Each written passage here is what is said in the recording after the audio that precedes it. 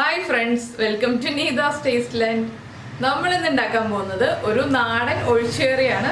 നാടൻ ഒഴിച്ചുകറി എന്ന് പറഞ്ഞിട്ടുണ്ടെങ്കിൽ തേങ്ങ അരച്ച കറിയല്ല, നമ്മൾ തീയലാണ് ഉണ്ടാക്കാൻ പോകുന്നത്. എപ്പോഴും നമ്മൾ ചോറിന് തേങ്ങ അരച്ച കറികളല്ലേ ഉണ്ടാക്കുക. അപ്പോൾ ഒരു ചേഞ്ച് ആയിട്ട് ഇന്ന് തീയൽ ഉണ്ടാക്കാമെന്ന് വെച്ചു. തീയൽ എന്ന് പറഞ്ഞിട്ടുണ്ടെങ്കിൽ നമ്മൾ പാവയ്ക്ക തീയലാണ് ഉണ്ടാക്കുന്നത്. വളരെ ഈസി ആയിട്ടുള്ള റെസിപ്പിയാണ്. അപ്പോൾ പാവയ്ക്ക തീയൽ ഉണ്ടാക്കുമ്പോൾ നമുക്ക് കിട്ടുന്ന ചില പാവയ്ക്കയ്ക്ക് കയ്പുണ്ടാവും. അപ്പോൾ ആ പാവയ്ക്കയുടെ കയ്പ് എങ്ങനെയാണ് മാറ്റാൻ പറ്റുക എന്നുള്ള ഒരു ടിപ്പും കൂടി ഞാനിപ്പോൾ തീയൽ ചെയ്യുമ്പോൾ പറഞ്ഞുതരാം. അപ്പോൾ നമുക്ക് പോയിട്ട് നമ്മുടെ വളരെ ഈസി ആയിട്ടുള്ള പാവയ്ക്ക തീയൽ റെഡിയാക്കാം.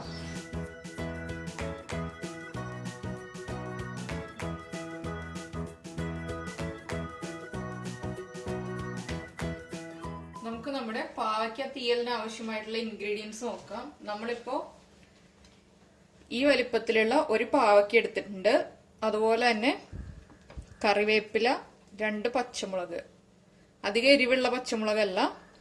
പിന്നെ എടുത്തിരിക്കുന്നത് ഉള്ളി, വറ്റൽമുളക്. ഉള്ളിയും വറ്റൽമുളകും വറവിടാൻ വേണ്ടിയിട്ടാണ്. അതുപോലെ തന്നെ കടുകും വറവിടാൻ വേണ്ടിയിട്ടാണ്. പിന്നെ വേണ്ടത് മഞ്ഞൾപ്പൊടി, മുളക് പൊടി, ശർക്കര, മല്ലിപ്പൊടി, തേങ്ങ ചിരവിയത്, ഉപ്പ്, വാളൻപുളി. ഉപ്പ് എല്ലാ കറികളിലും ആവശ്യമാണ്. പക്ഷെ പാവയ്ക്കയുടെ റെസിപ്പി ചെയ്യുമ്പോൾ നമുക്ക് ആദ്യമേ തന്നെ ഉപ്പ് ആവശ്യമുണ്ട്. അതുകൊണ്ടാണ് ഉപ്പ് എടുത്ത് വെച്ചിരിക്കുന്നത്. പിന്നെ നമുക്ക് ആവശ്യമുള്ളത് വെളിച്ചെണ്ണയും വെള്ളമാണ്. ആദ്യം നമുക്ക് ഈ പാവയ്ക്ക കട്ട് ചെയ്തെടുക്കാം. എന്താണെന്ന് വെച്ചിട്ടുണ്ടെങ്കിൽ പാവയ്ക്കയ്ക്ക് ചെറിയ കയ്പുണ്ടാവും. ആ കയ്പ് പ്രശ്നമില്ല എന്നുണ്ടെങ്കിൽ നമുക്ക് ഇപ്പോൾ തന്നെ പാവയ്ക്ക കുക്ക് ചെയ്യാം. അല്ലാന്നുണ്ടെങ്കിൽ പാവയ്ക്കയുടെ കയ്പ് കുറയ്ക്കാനുള്ള ഒരു ടിപ്പ് ഞാനിപ്പോൾ കാണിച്ചു തരാം. നമുക്ക് ആദ്യം പാവയ്ക്ക കട്ട് ചെയ്ത് തുടങ്ങാം. പാവയ്ക്ക കട്ട് ചെയ്യുമ്പോൾ എല്ലാവർക്കും അറിയാവുന്ന കാര്യമാണ്. അതിൻ്റെ ഉള്ളിലുള്ള കുരു, അതുപോലെ തന്നെ ഒരു വൈറ്റ് കളറിലെ പോർഷൻ ഉണ്ടല്ലോ,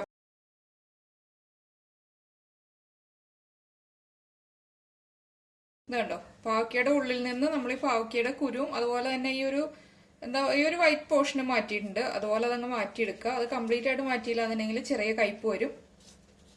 അപ്പൊ നമുക്കൊരു സ്പൂൺ യൂസ് ചെയ്തിട്ട് മാറ്റാം. ഇല്ലാന്നുണ്ടെങ്കിൽ നമുക്ക് ഇതുപോലെ കൈ ഉപയോഗിച്ച് ഇങ്ങനെ നീക്കിയാലും അത് കറക്റ്റായിട്ട് മാറി വന്നോളും.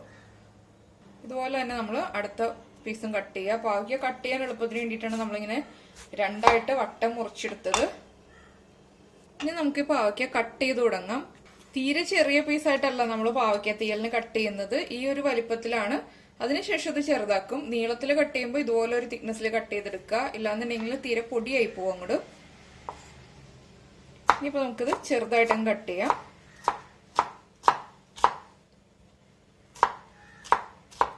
ഇത് കണ്ടോ, ഈ ഒരു വലിപ്പത്തിലാണ് നമ്മൾ പാവയ്ക്ക കട്ട് ചെയ്തെടുത്തിരിക്കുന്നത്. ഇതാണ് പാവയ്ക്ക തീയലിനുള്ള പീസായിട്ട് നമ്മൾ കട്ട് ചെയ്യുന്നത്. പാവയ്ക്ക പച്ചടിക്കായിരിക്കുമ്പോൾ കുറച്ചുകൂടി തിക്കായിട്ട് കട്ട് ചെയ്യും. ഇതിപ്പോൾ വളരെ തിന്നായിട്ടാണ് കട്ട് ചെയ്തിരിക്കുന്നത്. ഇതുപോലെ നമുക്ക് ഈ പാവയ്ക്ക കംപ്ലീറ്റ് കട്ട് ചെയ്യാം. അപ്പൊ എന്താണെന്ന് വെച്ചിട്ടുണ്ടെങ്കിൽ ഒരു പീസ് പാവയ്ക്ക ഇതുപോലെ കട്ട് ചെയ്തതിന് ശേഷം നമ്മൾ ഒരു പ്ലേറ്റിലേക്ക് എടുത്തു വെക്കുക. അപ്പൊ അതിലേക്ക് കുറച്ച് ഉപ്പ് ചേർത്തിട്ട് എടുത്തു വെക്കുക. പാവയ്ക്കയുടെ കയ്പ് വരാതിരിക്കാനുള്ള ടിപ്പ് എന്ന് പറഞ്ഞിട്ടുണ്ടെങ്കിൽ നമ്മളിപ്പോൾ ഒരു പ്ലേറ്റിലേക്കാണ് ഈ പാവയ്ക്ക കട്ട് ചെയ്ത് എടുത്ത് വെക്കുന്നത്. ഇതിലേക്ക് കുറച്ച് ഉപ്പിട്ട് വെക്കുക. അപ്പൊ എന്താണെന്ന് വെച്ചാൽ നമ്മൾ കറി ഉണ്ടാക്കുമ്പോൾ ഉപ്പ് കുറച്ചേ ചേർക്കാൻ പാടുള്ളൂ. ലാസ്റ്റ് മാത്രം ഉപ്പ് ചേർക്കാൻ പാടുള്ളൂ. അല്ലെങ്കിൽ പാവയ്ക്കയ്ക്ക് ചിലപ്പോൾ ഉപ്പ് കൂടിപ്പോവും. നമ്മൾ ഉപ്പ് പിഴിഞ്ഞ് മാറ്റും. എങ്കിലും ഉപ്പ് കൂടാതിരിക്കാൻ വേണ്ടിയിട്ടാണ് നമ്മൾ ലാസ്റ്റ് മാത്രം ഉപ്പ് ചെക്ക് ചെയ്തിട്ട് ചേർക്കാന്ന് പറയുന്നത്. ഇനിയിപ്പോൾ ഇതെടുത്ത് സൈഡിൽ വെക്കുക. ബാക്കിയുള്ളത് ഇതുപോലെ തന്നെ അരിഞ്ഞ് മിക്സ് ചെയ്തെടുത്ത് വെക്കാം നമുക്ക്. അപ്പൊ നമ്മൾ നമ്മുടെ പാവയ്ക്ക മുഴുവൻ കട്ട് ചെയ്ത് കഴിഞ്ഞു.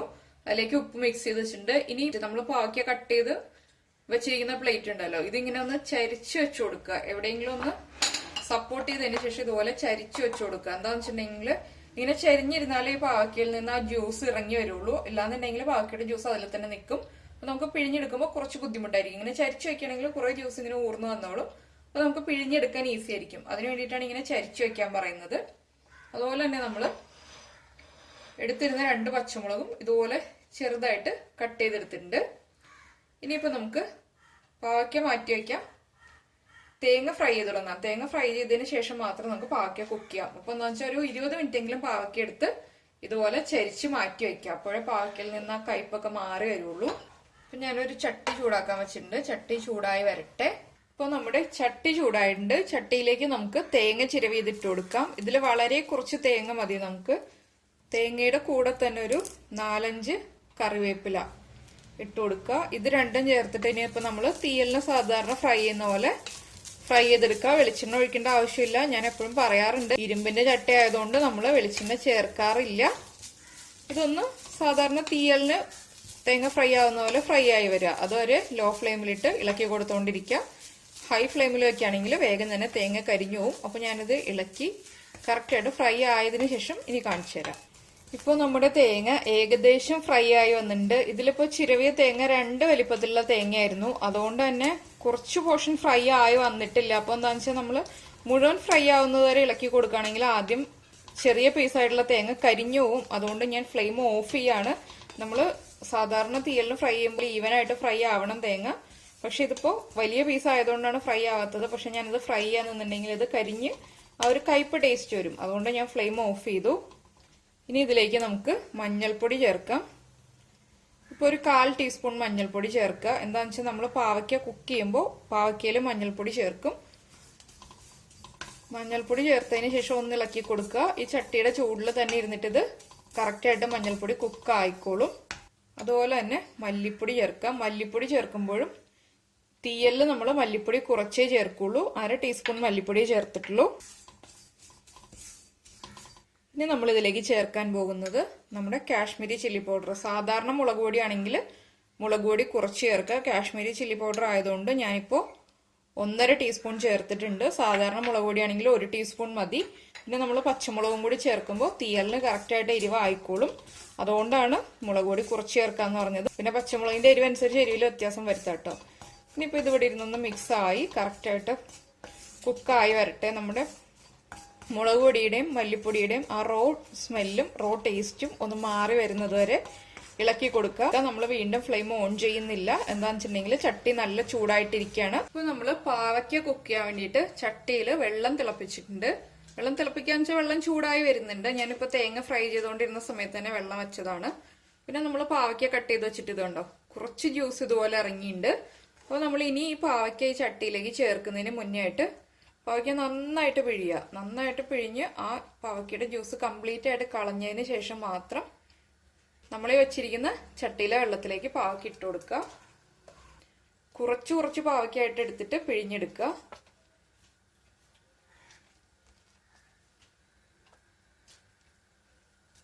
ഇപ്പോൾ നമ്മൾ നമ്മുടെ പാവയ്ക്ക മുഴുവനും ചട്ടിയിലേക്ക് ഇട്ടിട്ടുണ്ട്.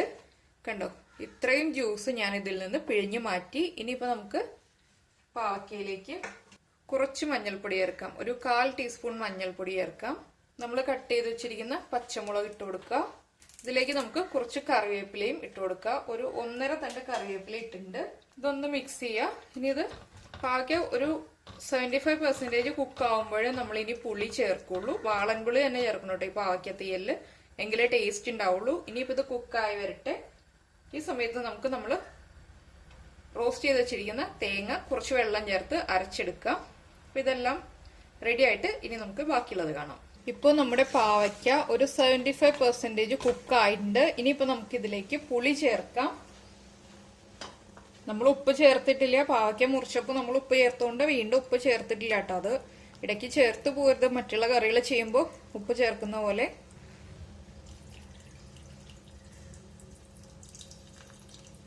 ഇനി പുളിയും കൂടി നമ്മുടെ പാവയ്ക്കയിലേക്ക് ഒന്ന് പിടിച്ചു വരണം. അതിനു വേണ്ടിയിട്ട് കുറച്ച് സമയം നമ്മൾ പുളി ചേർത്തതിന് ശേഷം പാവയ്ക്ക കുക്ക് ചെയ്യുക. പുളി ചേർന്ന് നന്നായിട്ട് പുളി പാവയ്ക്കയിലേക്ക് പിടിച്ചു വരട്ടെ. ഈ സമയത്ത് ഞാനിപ്പോൾ നമ്മുടെ തേങ്ങ അരച്ചെടുത്തിട്ടുണ്ട്. തേങ്ങ ഇതുപോലെ അധികം വെള്ളം ചേർക്കാതെയാണ് അരച്ചെടുത്തത്. അപ്പോൾ എന്താണെന്ന് വെച്ചാൽ നമ്മൾ അരകല്ലിലാണ് അരച്ചെടുക്കുന്നതെന്നുണ്ടെങ്കിൽ ഒട്ടും തന്നെ വെള്ളം ചേർക്കാതെ നമുക്ക് അരച്ചെടുക്കാൻ പറ്റും. പക്ഷെ മിക്സിയിൽ അരച്ചെടുക്കുമ്പോൾ കുറച്ച് വെള്ളം ചേർത്തിട്ട് അരച്ചെടുക്കുക. പിന്നെ നമ്മുടെ തീയൽ എന്ന് പറയുമ്പോൾ കൂടുതൽ ഗ്രേവി ഉള്ള റെസിപ്പി അല്ല, കുറച്ച് ഗ്രേവി ഉണ്ടാവുള്ളൂ. അപ്പോൾ നമ്മൾ തേങ്ങയിൽ വെള്ളം കൂടുതൽ ചേർത്തിട്ട് അരയ്ക്കുകയാണെങ്കിൽ നമ്മൾ അരപ്പ് ചേർത്ത് കഴിയുമ്പോൾ ഗ്രേവി കൂടിപ്പോരുത്. അതുകൊണ്ടാണ് കുറച്ച് വെള്ളം ചേർത്തിട്ട് അരയ്ക്കാന്ന് പറയുന്നത്. കുറച്ചായിട്ട് വെള്ളം ചേർത്തിട്ട് അരച്ചെടുത്താൽ വളരെ ഈസി ആയിട്ട് തേങ്ങ അരച്ചെടുക്കാം. അതുപോലെ തന്നെ നമ്മൾ പാവയ്ക്ക കുക്ക് ചെയ്യാൻ വെള്ളം വെക്കുമ്പോഴും കുറച്ച് വെള്ളം വെച്ചിട്ട് തന്നെ കുക്ക് ചെയ്യുക. പിന്നെ ആവശ്യമാണെങ്കിൽ നമുക്ക് വീണ്ടും വെള്ളം ചേർത്ത് കൊടുക്കാം.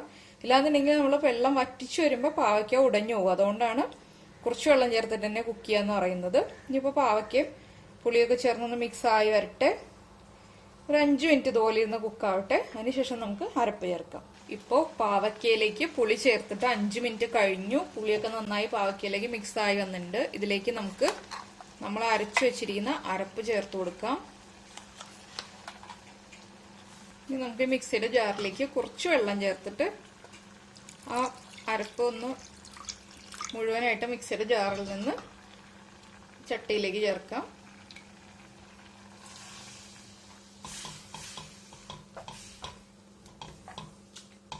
ഇപ്പോൾ വെള്ളം കുറവാണ്, ഞാൻ കുറച്ചുകൂടി വെള്ളം ചേർക്കാൻ പോവാണ്. കൂടുതലായി പോവരുത്, കുറച്ച് ചേർക്കുക. എന്താണെന്ന് വെച്ചാൽ നമ്മുടെ പാവയ്ക്ക ഒന്ന് തിളച്ച് കുറുകി വരും, ചെറുതായിട്ടൊന്ന് കുറുകി വരും.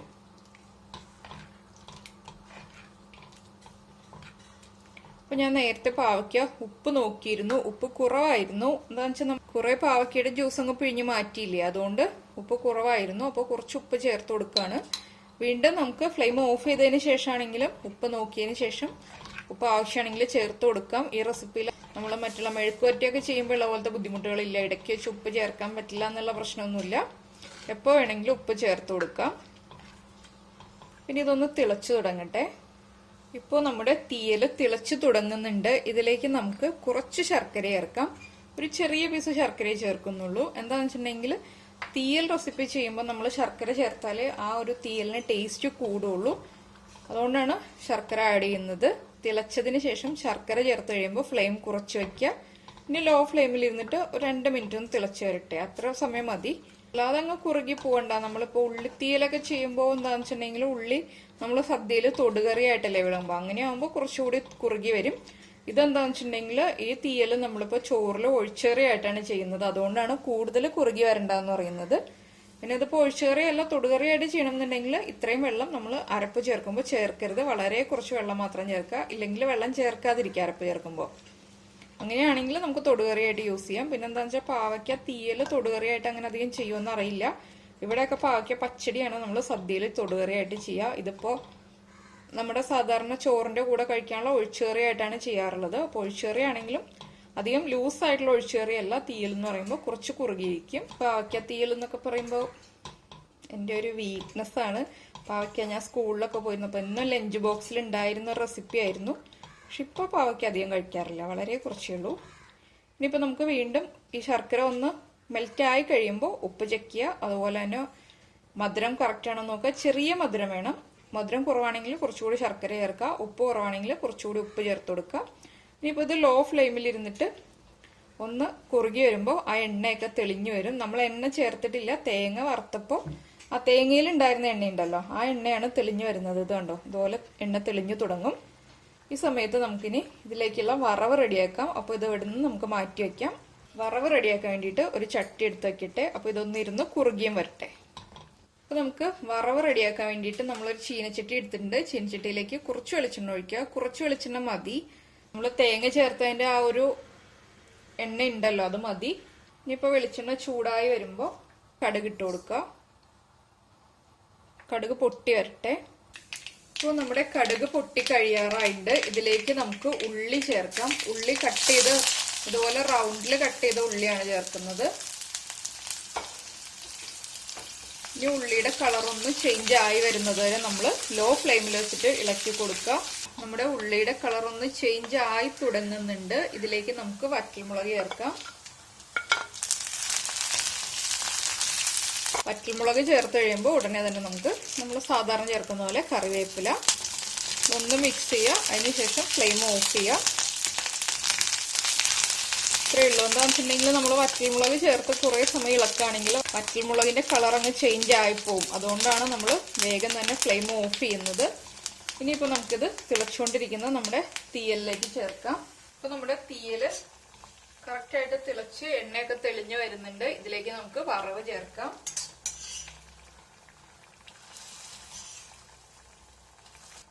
ഇനിയിപ്പോൾ നമുക്ക് ഫ്ലെയിം ഓഫ് ചെയ്യാം. അതിനുശേഷം ഈ വറവ് ചേർത്തത് ഒന്ന് മിക്സ് ചെയ്യാം. ഇത്രയേ ഉള്ളൂ. നമ്മുടെ പാവയ്ക്ക തീയൽ റെഡി ആയി. ഇനിയിപ്പോൾ നമ്മളിത് അടച്ചു വെച്ചതിന് ശേഷം ഒരു 10 മിനിറ്റ് ഇളക്കാതിരിക്കുക. അതിനുശേഷം നമുക്ക് യൂസ് ചെയ്യാം. ഒന്ന് ചൂട് കുറഞ്ഞിട്ട് കഴിക്കുകയാണെങ്കിൽ കൂടുതൽ ടേസ്റ്റ് ആയിരിക്കും. ചൂടോടുകൂടി കഴിക്കുന്നതിനേക്കാൾ ടേസ്റ്റ് ഒരു മണിക്കൂറൊക്കെ കഴിഞ്ഞിട്ട് കഴിക്കുമ്പോഴായിരിക്കും. അതുപോലെ തന്നെ ചോറിന്റെ കൂടെയാണ് ഏറ്റവും ബെസ്റ്റ് കോമ്പിനേഷൻ. അപ്പോൾ എല്ലാവരും ഈ പാവയ്ക്ക തീയൽ ഉണ്ടാക്കി കഴിച്ചതിന് ശേഷം ഫീഡ്ബാക്ക് അറിയിക്കുക. അതുപോലെ തന്നെ ലൈക്ക് ചെയ്യുക, ഷെയർ ചെയ്യുക, കമന്റ് ചെയ്യുക, സബ്സ്ക്രൈബ് ചെയ്യുക. നമുക്ക് നമ്മുടെ അടുത്ത റെസിപ്പിയുമായിട്ട് അടുത്ത ദിവസം കാണാം. ബൈ.